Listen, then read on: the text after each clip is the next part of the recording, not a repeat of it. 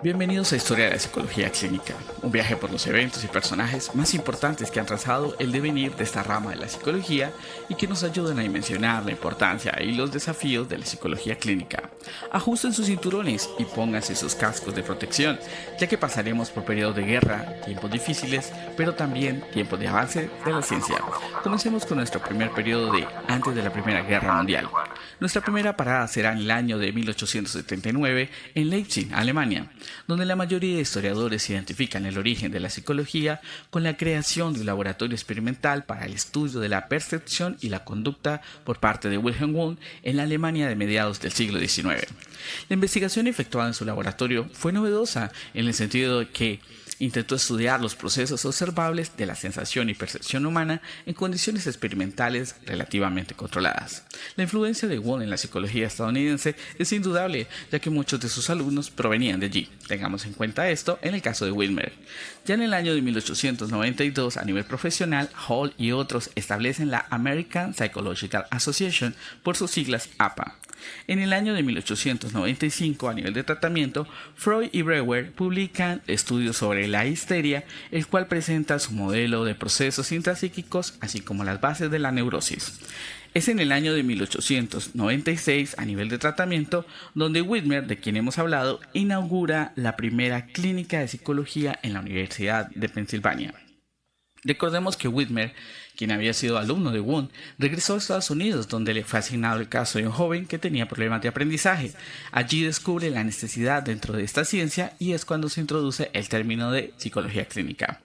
Ya en 1900, a nivel de tratamiento, Freud publica la interpretación de los sueños. En 1905, a nivel de evaluación, en Francia, Binet y Simon desarrollan la primera prueba de inteligencia para evaluar las habilidades intelectuales de niños en edad escolar. En 1907, a nivel profesional, Whitmer, nuevamente, publica el primer número de Psychological Clinic, la primera revista profesional dedicada a la psicología clínica. En 1910, a nivel profesional también de tratamiento, Freud imparte una conferencia en la Clark University en la cual introduce el pensamiento psicoanalítico a la psicología estadounidense. Y finalmente, en ese mismo año, a nivel profesional, Flexner demanda la introducción de la educación científica y entrenamiento médico. Estamos en el año 1917, en donde el mundo cambia con la llegada de la Primera Guerra Mundial. En el momento en que Estados Unidos se preparaba para la Primera Guerra Mundial que se llevó a cabo en Europa, el ejército estadounidense tuvo que enfrentar el reclutamiento y la formación de un ejército y una marina de grandes proporciones. Es por ello que los psicólogos desarrollan las pruebas de inteligencia para el ejército, alfa verbal y beta no verbal para la elección de reclutas. En esa época, había una gran necesidad de evaluar las cualidades de más de 1 millón de jóvenes como futuros miembros de las Fuerzas Armadas. Esta evaluación se debía realizar con rapidez y precisión. Aunque los médicos debían evaluar físicamente a los reclutas para saber si eran aptos, la milicia también vio la necesidad de evaluar las capacidades mentales e intelectuales de esos futuros soldados. Es por eso que en 1917 un grupo de soldados encabezados por el presidente de la APA, Robert Yerkes, asumió la tarea de crear herramientas para medir las capacidades de los futuros soldados. En ese momento se contaba con la prueba diseñada por Binet y Simon, la cual debía ser aplicada individualmente. Por tanto, no se podía practicar debido a la cantidad de reclutas que había. Es ahí donde interviene el trabajo del psicólogo como experto para medir en forma práctica y útil las características de los individuos. En este mismo año, 15 de 375 miembros de la APA se separaron de ella. Sintiendo el temor de perder más integrantes, la APA aceptó a regañadientes pensar en la certificación de algunos miembros como psicólogos consultores. Ahora realizamos una parada en el año 1919, donde el profesor de psicología John Watson, leyó los escritos de Pavlov y empezó a desarrollar los primeros principios conductistas basados en el trabajo de Pavlov. Watson exigía que confiara en datos abiertos y observables, lo que significaba un énfasis en la conducta. Ya en el año 1921, Rochard publica y describe la utilización de un conjunto de manchas de tinta de diagnóstico de pacientes psiquiátricos. La prueba proyectiva de personalidad fue creada por el psiquiatra suizo Hermann Rochard en 1921.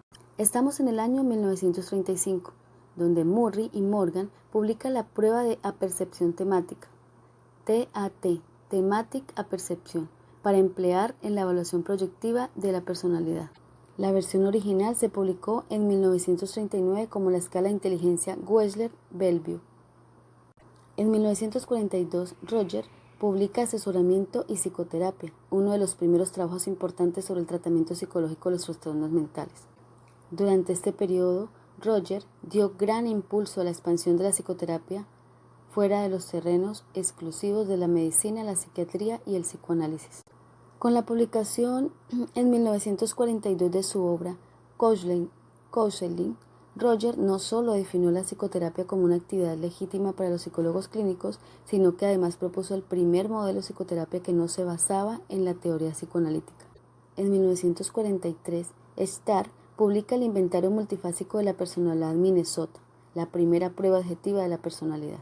En el 45, Kreniket establece la primera ley para la certificación de psicólogos profesionales, precursora del actual licenciamiento. Ahora estamos en el año 1946, donde la Administración de Veteranos de Estados Unidos suministra fondos a universidades para el entrenamiento de psicólogos clínicos que ayuden al tratamiento psicológico de los soldados sobrevivientes de la Segunda Guerra Mundial. Finalizando esta época, en 1949 ocurrió un suceso crucial relacionado con el desarrollo de la psicología clínica como profesión con la Conferencia sobre Capacitación en Psicología Clínica en Boulder, Colorado, llamado Conferencia Boulder. Nos vamos hacia la década de los 60. En 1968, Walter Mischel, importante psicólogo austriaco que estudió la personalidad, publica el controvertido libro Personalidad y Evaluación.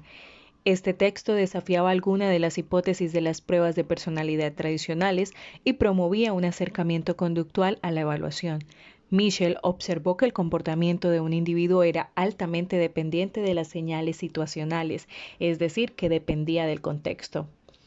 Hacia 1969, Sidney William Bickel, uno de los fundadores del análisis conductual, estableció el primer programa sistemático de investigación en comportamiento infantil, la primera teoría del desarrollo del niño desde una perspectiva analítico-conductual.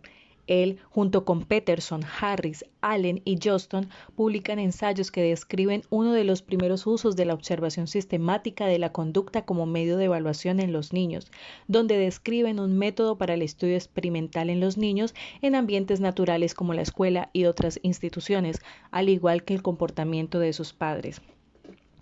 Hacia 1973 se lleva a cabo la Conferencia sobre la Educación Doctoral en Vail, Colorado. Se aprueba el modelo Boulder como enfoque para la capacitación de los psicólogos clínicos.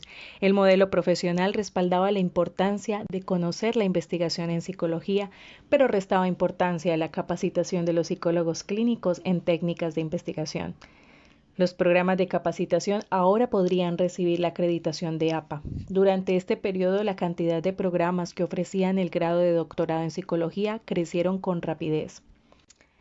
En 1974, Smith y Glass publican el primer metaanálisis sobre los efectos de la psicoterapia, que suministra una nueva manera de sintetizar y cuantificar la efectividad del tratamiento psicológico. Indicaban que la psicoterapia era significativamente más eficaz que la carencia de tratamiento, por supuesto. Durante el mismo año, el psicólogo Michael Mahoney publica el libro Modificación, Conducta y Cognición, texto que representa un paso importante en el desarrollo de modelos cognitivos de la psicoterapia. Hacia 1979, Aaron Beck y sus colegas publican el texto Terapia Cognitiva de la Depresión, que consolida así el desarrollo de la terapia cognitiva. Entramos a los años 80. La Asociación Americana de Psicología publica la tercera edición del DSM, que proporciona un mayor acercamiento con base a la investigación y a la clasificación de los trastornos psiquiátricos. Más adelante, hacia 1988, la tensión entre los intereses de los psicólogos orientados a la investigación y orientados a la aplicación surge nuevamente en esta década, cuando los psicólogos académicos levantan la voz con respecto a que APA en la práctica de la psicología olvidaba un poco la investigación. Como resultado de esta división entre científicos y practicantes, se funda la Asociación Americana de Psicología. Hemos llegado a la época de los 90. Es aquí donde apareció este importante hecho de la regulación de la práctica de la psicología, donde fue un paso de lineamientos éticos importantes referidos a la regulación de la práctica de la psicología con la formulación de normas de conducta ética por parte de la APA. En 1992 apareció la más reciente. Es aquí donde abarcan varios aspectos importantes como las normas de la conducta para las pruebas psicológicas y psicoterapia, principios éticos para los psicólogos, la importancia de la validez y la confiabilidad de aquellos procedimientos, la validación empírica y la efectividad de los tratamientos. Esto surgió como un asunto importante para la psicología clínica en los años 90 del siglo XX. La psicología en la actualidad y en el año 2010. La psicología clínica ingresa al siglo XX como un campo sólido y en crecimiento. En ese entonces los investigadores se especializaron en las áreas de psicopatología, psicoterapia y medicina de la conducta. A partir de todo esto, se plantearon 5 cuestiones cruciales a lo cual el psicólogo clínico debe abordar. Y entre estos desafíos está el vínculo entre la ciencia y la práctica. Este consiste en conseguir que la investigación resulte más relevante y representativa de los asuntos que los practicantes encaran y se lleven en la vida real. Es decir, que el campo necesita más investigadores que no teman enfrentar las importantes preguntas relativas a la naturaleza, la medida, el tratamiento y la prevención de la psicopatología. El desafío 2 corresponde a los privilegios de prescripción. Es aquí donde aparece la prescripción de los derechos para los psicólogos clínicos, es decir, que es la argumentación que puedan capacitarse a los psicólogos con el fin de prescribir medicamentos, ya que esto solo lo pueden hacer los profesionales en la medicina. El desafío 3, una sociedad diversa. Es aquí donde la psicología clínica tiene que estar preparada para la diversidad de la sociedad en cuanto a las etnias, culturas y diferentes edades. Desafío 4, las necesidades de empleo. Cada vez aumenta más la cantidad de psicólogos clínicos, es decir, que esta ha ido creciendo considerablemente con rapidez desde el siglo XX, de acuerdo con las estadísticas de la Fundación Nacional para la Ciencia y la APA. El desafío número 5, el cuidado controlado de la salud en la industria del cuidado de la salud. En la década pasada, el surgimiento del cuidado controlado de la salud cambió drásticamente en cuanto al cuidado de los profesionales y de sus pacientes. Intentar reconstruir la historia de la psicología colombiana como disciplina independiente y como profesión, la psicología es algo realmente nuevo en nuestro país. Sin embargo, el interés por los eventos psicológicos se encuentra ya en el hombre precolombino y fue una constante durante toda la historia patria. Francisco José de Caldas fue el primer colombiano en haber contribuido originalmente a la psicología. En 1808 publicó una monografía titulada Del influjo del clima sobre los seres organizados, en la cual analiza cómo afecta el ambiente físico la conducta humana. En agosto de 1939 llega al país la psicóloga española Mercedes Rodrigo Bello e inicia una sección de psicotecnia en el Laboratorio de Fisiología de la Facultad de Medicina de la Universidad Nacional de Colombia, considerado el núcleo de la Facultad de Ciencias de la Educación de la Universidad Pedagógica Nacional.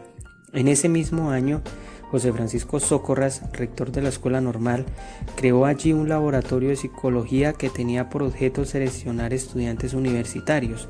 La persona que más impulsó esta idea fue Alfonso Esguerra Gómez, profesor de fisiología y un gran aficionado a la psicología.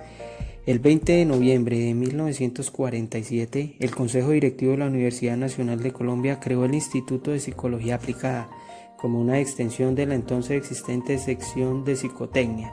Esta decisión está plasmada en el Acuerdo 231 del Consejo y se constituyó en el inicio de la profesión de la psicología en el país.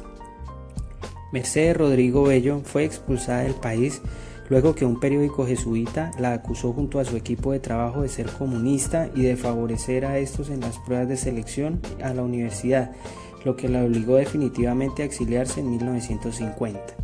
El 28 de noviembre de 1952 tuvo lugar el acto de graduación de los primeros graduados en psicología. Con ello, la profesión de la psicología empezó formalmente en Colombia. En 1962 se creó en la Universidad Javeriana de Bogotá un departamento de psicología independiente de la Facultad de Filosofía y Letras. Como resultado a una reforma administrativa, en 1966 la Facultad de Psicología es convertida en un departamento de la Facultad de Ciencias Humanas.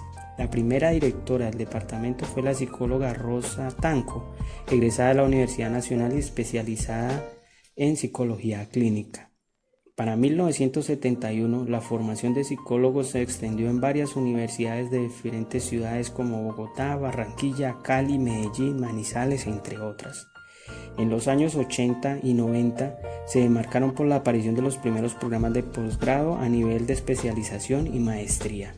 Para la última década, más de 30.000 psicólogos profesionales y cerca de 30.000 estudiantes de psicología, más de 130 centros de formación de psicología en diferentes ciudades del país y la consolidación de la unidad gremial alrededor de la Asociación Colombiana de Facultades de Psicología.